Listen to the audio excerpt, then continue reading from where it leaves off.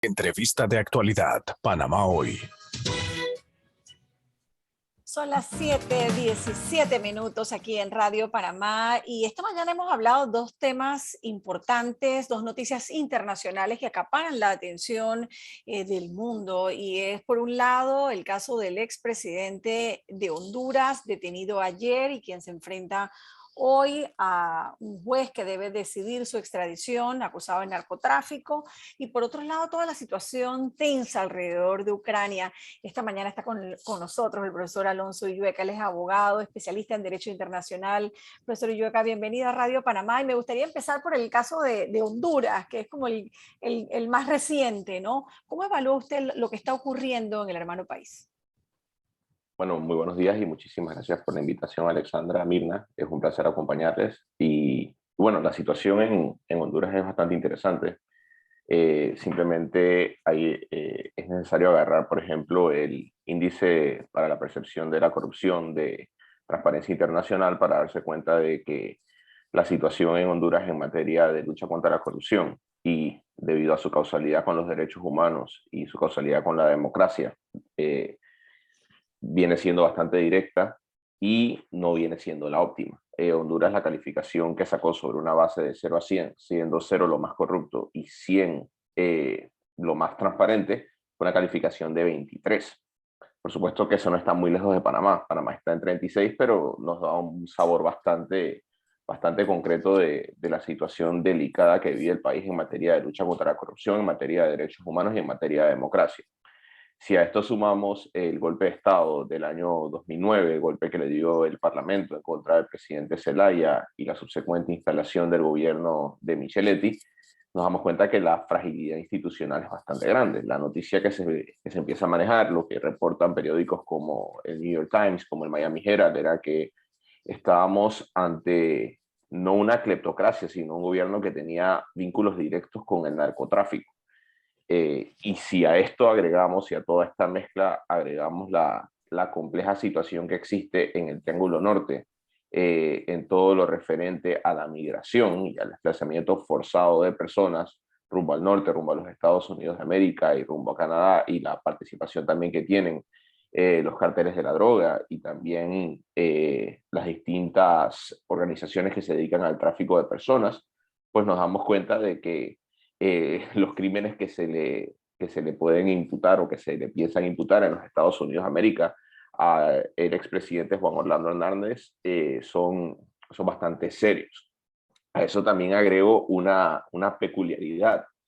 Juan Orlando Hernández tomó una serie de decisiones políticas en materia, nuevamente, en el interés de no ser redundante, de política exterior, que llamaron mucho la atención. Una de las más determinantes era, por ejemplo, reconocer Jerusalén como la capital del Estado de Israel. Y eso, según algunos analistas, era sobre texto de evitar algún tipo de acción por parte de los Estados Unidos de América con fines de extradición, que es lo que nos ha dado a entender los Estados Unidos de América a través de una solicitud de extradición tan cercana a la fecha de la entrada del nuevo gobierno, pues que lo que era una verdad a leguas, que la lucha contra la corrupción es un interés de la seguridad nacional de los Estados Unidos de América y que precisamente están tomando una postura muchísimo más activa de la que habían tomado en el pasado. Y hay una pregunta interesante que surge acá en BBC Mundo, por ejemplo, señor Illueca dice, ¿por qué Estados Unidos pidió la extradición del expresidente de Honduras, Juan Orlando Hernández? Creo que es válida, ¿no? No, por supuesto que es válida porque viene siendo una suerte de enigma en el sentido de que ¿por qué pedirlo de una manera tan, pero tan rápida? Porque para que se haya formalizado la solicitud de extradición y que se produzca todo este debate que en la mayoría de nuestros países, recuerden que pues Honduras es miembro del Parlamento Centroamericano, del Parlacén, una organización internacional que le otorga a los expresidentes centroamericanos el título de diputados por el periodo subsecuente al que ocuparon la presidencia de sus respectivos países. Entonces entra todo este debate de la inmunidad parlamentaria que va muy de esta inmunidad parlamentaria que está condicionada a la condición, no quiero ser redundante, está condicionada a la condición que ellos tienen dentro de su jurisdicción y que a su vez podría representar un obstáculo adicional. Creo que otra pregunta interesante, Mirna, es cómo nosotros nos podemos ver en este espejo, cómo Panamá se puede ver en el espejo de Honduras. Yo creo que una de las primeras cosas que nosotros tenemos que diferenciar es que nuestra Constitución contempla que no se van a extraditar nacionales panameños. La Constitución hondureña no tiene una prohibición de esa naturaleza. Es algo bastante similar y en el interés de mantener la conversación lo más sencilla posible, no ponerme muy técnico. Por ejemplo, la discusión que se produjo en los años 80 y en los años 90 en Colombia, vinculado al tema de los carteles de la droga y en particular la figura del señor Pablo Escobar. Que Colombia tenía una prohibición constitucional en contra de la extradición y que precisamente se dieron pues, discusiones interesantes en materia inclusive hasta convencional para modificar un tratado bilateral de extradición que tenía Estados Unidos con Honduras. Y la agenda de Estados Unidos en materia de narcotráfico, porque el caso del expresidente de Honduras tiene que ver con narcotráfico. Justo veía una noticia del diario El País que dice que aniquiló el resto de los carteles y retuvo para él y sus socios el monopolio del tráfico de la cocaína, y que eso es lo que lo está acusando Estados Unidos, de llevar cocaína y drogas a Estados Unidos. Pero la agenda antidrogas es diferente o se maneja de manera diferente a la agenda anticorrupción, o van de la mano. Lo digo por la relación Honduras-Panamá, Estados Unidos y la equiparación que algunos están haciendo con el caso Martinelli, precisamente. Por supuesto, no, y van completamente de la mano, y eso yo siempre se lo digo a mis estudiantes cuando nosotros estudiamos el tema de terrorismo bajo el derecho internacional. El caso central para estudiar el terrorismo en el derecho internacional es el caso de Manuel Antonio Noriega, que fue dirimido en los tribunales de los Estados Unidos de América.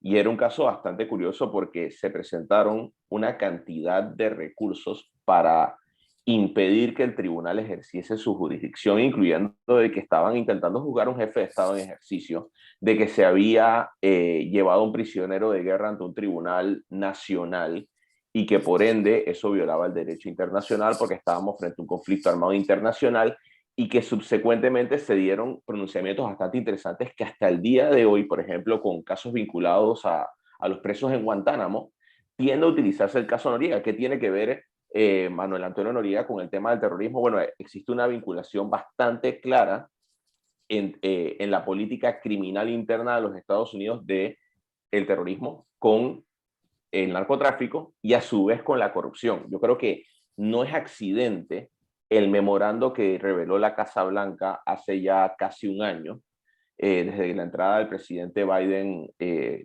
la administración del presidente Biden, en donde señalaban que la lucha contra la corrupción era un interés esencial de la seguridad nacional de los Estados Unidos de América. Entonces, generalmente cuando se producen casos de narcotráfico, una de las formas más directas de vincularlo con la jurisdicción estadounidense, que es conocido por todos que es una jurisdicción de brazo largo, es lo que en el derecho anglosajón se denomina un long arm jurisdiction, es tratar de encontrar el vínculo directo entre la persona y sus actuaciones con la jurisdicción estadounidense. Entonces, en ocasiones, pues, estas personas, aparte de incurrir en el tráfico de drogas, que sería en ocasiones muy difícil vincularlo directamente a quien vendría siendo la cabeza de la organización, también incurren en errores bastante infantiles, por decirlo de una manera sencilla, como utilizar el sistema financiero de los Estados Unidos con el propósito de llevar a cabo el lavado de dinero proveniente del tráfico ilícito de estupefacientes. Entonces, sobre esa base sí hay una relación causal, pues, entre el tema de la corrupción y el tema del terrorismo y pues el tema del narcotráfico. Y también solo hago una acotación bastante rápida. Recuerden, por ejemplo, también con el tema del terrorismo, muchísimo se ha hecho la vinculación, por ejemplo, en Colombia con el narcoterrorismo. Se vincula muchísimo a los grupos armados irregulares, como las Fuerzas Armadas Revolucionarias de Colombia o el Ejército de Liberación Nacional, con el narcotráfico, y a su vez se le vincula con el terrorismo por las actividades, porque el terrorismo no viene siendo un fin en sí mismo, sino viene siendo un medio para un fin. Y eso es algo también que siempre es importante caracterizar. Y yo quisiera, Alexandra, no sé, sé que hemos abordado el tema de Juan Orlando Hernández de Honduras, pero me gustaría también Ahora, el tema de Ucrania, porque Importante. pareciera que hoy era como la fecha límite en que todos los países estaban hablando de que hoy pudiera ser la fecha en que se diera esa intervención militar. ¿Cómo analizamos lo que está pasando en Ucrania en este momento? Es fascinante, Mirna. Yo esta mañana, precisamente cuando me desperté un poquito más temprano de lo que me despierto usualmente, Sí, me puse a revisar los distintos medios de comunicación y todos estaban reportando la reunión de los ministros de defensa de la Organización del Tratado Atlántico Norte. El sí, secretario Austin de los Estados Unidos se encuentra actualmente en Bruselas para esta reunión, y la posición de la alianza de esta organización internacional, de Organización del Tratado Atlántico Norte, es bastante firme. ¿Cuál es la posición? Pues, dicho de una forma bastante sencilla, todo Estado soberano tiene un derecho soberano de adherirse a la alianza militar de su conveniencia. Y yo creo que para, nuevamente, entender esto de una forma un poquito más sencilla, creo que es necesario hacer un paralelismo con Panamá. ¿Es Panamá parte de alguna alianza militar? Por supuesto, Panamá es parte del Tratado Interamericano de Asistencia Recíproca, el TIAR. Como si el día de mañana apareciese un país, vamos a suponer que viene un país de Asia y dice, el hecho de que Panamá pertenezca al TIAR representa una amenaza para la neutralidad del canal, por ende yo le exijo a Panamá que se salga del TIAR, si no me voy a ver obligado a utilizar la fuerza militar en contra de la República de Panamá. La respuesta de Panamá sería, naturalmente, Panamá es un Estado soberano, Panamá puede decidir qué pacto de seguridad colectiva firma, y de alguna manera, al firmar ese pacto de seguridad colectiva, lo que se establecen no son garantías ofensivas, son garantías defensivas, que en caso de un ataque en contra de un Estado miembro de este Tratado de Seguridad Colectiva, se considerará como un ataque contra todos los miembros del tratado. Y eso es lo que establece el Tratado Constitutivo de la OTAN. ¿Cuál es el punto central de la discusión en el caso de Ucrania y la Federación Rusa? Bueno, para entenderlo nos tenemos que ir un poquito atrás, nos tenemos que ir a la disolución o al colapso, según dirían algunos, de la Unión de Repúblicas Socialistas Soviéticas. Cuando desaparece la Unión de Repúblicas Socialistas Soviéticas nos quedamos con 14 estados, entre esos la Federación Rusa, que se convierte en la práctica en el estado sucesor de la Unión de Repúblicas Socialistas Soviéticas. Ellos adquieren el asiento en el Consejo de Seguridad y se quedan con la mayoría de las armas nucleares que tenía la Unión Soviética. Entonces la Federación Rusa era miembro permanente del Consejo de Seguridad de Naciones Unidas y un estado nuclearmente armado. En paralelo a esto teníamos a dos estados que también están jugando un rol interesante en estas tensiones. Teníamos a Ucrania y a Bielorrusia. Ambos tenían armas nucleares. Y la principal amenaza en los años 90 era qué vamos a hacer, porque el Club de los Estados Nuclearmente Armados, que son 5 legalmente reconocidos por el derecho internacional, que están todos reconocidos en el Tratado de No Proliferación Nuclear, no querían ampliar esta lista. Y llegó una negociación con el propósito de que tanto Ucrania como Bielorrusia entregasen sus armas nucleares. En el año 1997 se termina firmando, luego de este desarme voluntario, que el tercer estado que tenía armas nucleares y que ha renunciado voluntariamente a ellas era la Sudáfrica de Klerk, que por miedo a que el gobierno de Nelson Mandela tuviese un arma nuclear decidió renunciar a las armas nucleares. No voy a decir que era por racismo ni nada de esto, pero vamos a decir simplemente hacer esa anotación a pie de página. Si analizamos el tema de Ucrania, Ucrania firma un tratado con la Federación Rusa, que era un tratado de amistad. En este tratado de amistad, básicamente, la Federación Rusa se comprometía a respetar la integridad territorial de Ucrania. Entonces vamos a echar un poquito más adelante nuestra máquina del tiempo y vamos a ver todo lo que sucede en Ucrania a inicios de siglo, con las famosas revoluciones de colores y bueno, la llegada de Timochenko. No estoy hablando del líder de la FARC, sino Timochenko, la original, que era una política ucraniana que creo que años después terminaría en la cárcel incluso. Y llega la figura de Víctor Yanukovych al poder. ¿Quién era Víctor Yanukovych? Víctor Yanukovych era un pletócrata.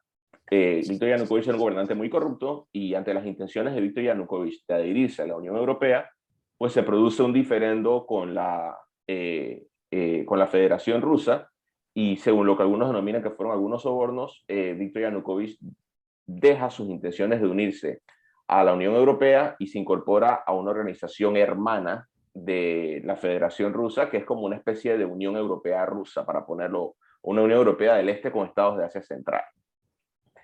Viene la revolución en la Plaza Maidan y subsecuentemente derrocan a Yanukovych del poder y se produce la intervención militar en Crimea. ¿Por qué estoy echando todo este cuento tan largo? ¿Por qué me fui hasta el 2014 para hablarles de Crimea? Porque ayer precisamente en la conferencia de prensa que se dio entre el canciller Scholz, el gobernante de Alemania, no es el ministro de Relaciones Exteriores, es el gobernante alemán, y que dicho sea de paso, él es socialdemócrata, y el presidente Vladimir Putin, pues el presidente Putin dijo algo bastante curioso y le dice, bueno, ustedes me están criticando a mí por lo que está sucediendo en Ucrania. Scholz decía, sí, por supuesto que nosotros te criticamos a ti, mira lo que ya sucedió en Crimea, tú tienes un récord de agredir a estados y de tomar territorios por la fuerza, cosa que está prohibida por el derecho internacional. Y Putin le dice, bueno, ustedes señores de la OTAN hicieron exactamente lo mismo en Yugoslavia. Cuando colapsa la antigua Yugoslavia, pues viene la guerra de los Balcanes. Una de las cosas que se critica muchísimo fueron los bombardeos que hizo la OTAN a Belgrado. Scholz, ¿qué responde? Scholz dice, bueno, nosotros estábamos intentando evitar un genocidio, correcto. Lo que sucedió en Srebrenica y lo que sucedió en Sarajevo es calificado por muchas personas como un genocidio, por otras personas un poquito más conservadoras como crímenes de lesa humanidad, pero igual eran crímenes atroces, igual eran crímenes graves que la OTAN entró de una forma u otra a evitar, que en el paso terminaron bombardeando por error la embajada china, fue otra cosa. Pero bueno, lo que terminó sucediendo fue un conflicto armado que duró muchísimos años, pero lo más curioso de todo es que después viene algo que Putin, porque Putin piensa de una forma bastante lineal, el presidente Putin. Y el presidente Putin lo que describió fue que lo que sucedió subsecuentemente en Kosovo también fue una violación a la integridad territorial de Serbia, o actualmente Serbia o Yugoslavia, como quieran denominarlo en ese entonces. ¿Qué sucedió? Que había una resolución del Consejo de Seguridad en donde todos los Estados miembros de Naciones Unidas se comprometían a respetar la integridad territorial de Yugoslavia, de Serbia, y en su momento cuando se producen los hechos en Kosovo, que se da la declaración unilateral de independencia, una pluralidad de estados, incluyendo Panamá, reconocimos a Kosovo. Entonces viene Putin y lo que les plantea él a la OTAN es, bueno, ustedes me están diciendo a mí que yo estoy llevando a cabo una guerra de agresión. Ustedes, la OTAN, han llevado a cabo ya una guerra de agresión. Que ustedes lo hicieron para evitar un genocidio. Bueno, lo que está sucediendo en Donbass es un genocidio. Entonces ahí es legalmente, pues él no tiene mucho asidero lo que está planteando el presidente Putin. Lo que sí plantea de una forma legítima es que la intervención militar en Kosovo, la intervención militar en Bosnia y Herzegovina, se hizo sin el aval del Consejo de Seguridad de Naciones Unidas y técnicamente eso hace la intervención militar ilegal. Este tema de la responsabilidad de proteger, que es una doctrina que ha surgido en el derecho internacional, no aplica en este caso porque está completamente supeditada a las Naciones Unidas. Pero ¿cómo lee usted las señales de lo que puede ocurrir en las próximas semanas? Porque ayer se mandó un mensaje de que se estaban retirando las tropas rusas, que definitivamente estaban cumpliendo con su promesa, pero la OTAN ha dicho, bueno, vamos a leer bien este mensaje. Rusia sigue estando presente y como que no quieren caer en la trampa. ¿Cómo lo interpreta usted? Yo creo que es más propaganda, porque es que lo que se ha hecho ver es como que fuera más propaganda. Tú bien conoces, Alexandra, que yo estaba siendo muy cauto en hablar de este tema porque precisamente yo veía este tema como un tema más bien de tensiones del orden diplomático y una oportunidad para la Federación Rusa de obtener algo de notoriedad en el plano internacional. ¿A qué me refiero con esto? Bueno, que la diplomacia ha sido exitosa. Muchísimos de nosotros somos tendientes, en ocasiones nosotros los panameños a veces somos tendientes en criticar la diplomacia como un método idóneo para la solución pacífica de las controversias, cuando ignoramos, por ejemplo, que precisamente la recuperación del Canal de Panamá se hizo sin disparar una sola bala. Por supuesto que con los mártires de los tristes hechos del 9, 10 y 11 de enero, la gesta del 9, 10 y 11 de enero de 64, pero sin entrar directamente en un conflicto armado con los Estados Unidos. Y esto se hizo a través de la diplomacia. Se hizo a través de negociaciones bilaterales y de la decisión que tuvo el gobierno del general Torrijos de multilateralizar la disputa. Precisamente lo que ha sucedido en las últimas semanas en Ucrania es precisamente un testimonio del espacio importante que debe jugar la diplomacia y la solución pacífica de las controversias en la vida internacional de los estados. El trabajo que ha hecho el presidente Macron el presidente Emmanuel Macron reuniéndose con el presidente Putin y después con el presidente ucraniano, con el presidente Zelensky, ha sido una cuestión bastante importante, lo mismo que hizo el canciller Scholz en las últimas 48 y 72 horas. También la postura que ha tomado la OTAN de mantener ciertos canales abiertos, por ejemplo, un canal bastante informal para llevar a cabo distintas negociaciones, por ejemplo, también han sido las conversaciones en paralelo que se están llevando con el acuerdo nuclear de Irán, con los esfuerzos de la comunidad internacional por reintegrar a Irán a este acuerdo, por supuesto también con la reintegración de los Estados Unidos, que busca pues que Irán no adquiera un arma nuclear, porque el mensaje que se mandaría, y esto es un mensaje que sería bastante preocupante, si se produce una agresión armada por parte de Rusia en contra de Ucrania, sería a la mayoría de los estados un mensaje pésimo en materia de proliferación nuclear. Le dirían, Ucrania renunció a sus armas nucleares, mira lo que le pasó. Muammar Gaddafi no quiso adquirir armas nucleares, mira lo que le pasó. Saddam Hussein no adquirió armas nucleares, mira lo que le pasó, pero Kim Jong-un, Kim Jong-il y Kim Il-sung en Norcorea adquirieron armas nucleares y todavía están en el poder. Sería un mensaje bastante negativo en materia de proliferación nuclear y esa es solamente una arista de la conversación. Yo creo que en el fondo lo que estamos viendo es a un Ministerio de Relaciones Exteriores, que es un Ministerio de Relaciones Exteriores muy preparado, muy técnico. El ministro de Relaciones Exteriores de Vladimir Putin tiene una amplia experiencia en el sistema de Naciones Unidas. Sergei Lavrov, antes de ser canciller, era embajador de la Federación Rusa en las Naciones Unidas y él conoce de arriba abajo la Carta de las Naciones Unidas. Y la Carta de las Naciones Unidas establece un principio bastante básico, que no se puede adquirir territorio por la fuerza militar y no se puede utilizar la fuerza en contra de la integridad territorial o la independencia política de los estados. ¿Qué hicieron en Crimea? Pusieron a prueba esto. ¿Y qué hicieron, por ejemplo, en Crimea con el referéndum del año 2014? Precisamente utilizar los pretextos que se utilizaron en los años 90, con la situación de Kosovo y con la situación de Bosnia, como un escudo legal, que no es legal, para llevar a cabo una acción que a todas luces violenta el frágil orden liberal mundial, el orden liberal mundial que establecimos luego de 1945, que Ricardo J. Alfaro denominó el estatuto fundamental del género humano, el nuevo orden jurídico internacional.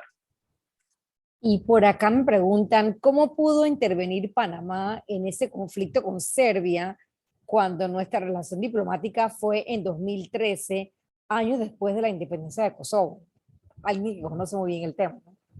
Bueno, Panamá reconoció, es que precisamente tenemos el debate que se basa sobre el reconocimiento de Kosovo a nivel internacional, es que hay una resolución del Consejo de Seguridad, que es la resolución 2144, en la que todos los miembros de Naciones Unidas, todas las resoluciones del Consejo de Seguridad son vinculantes, son de orden obligatorio para todos los estados, establecía que los estados se comprometían a respetar la integridad territorial de Yugoslavia, o de Serbia y Montenegro, Serbia actualmente.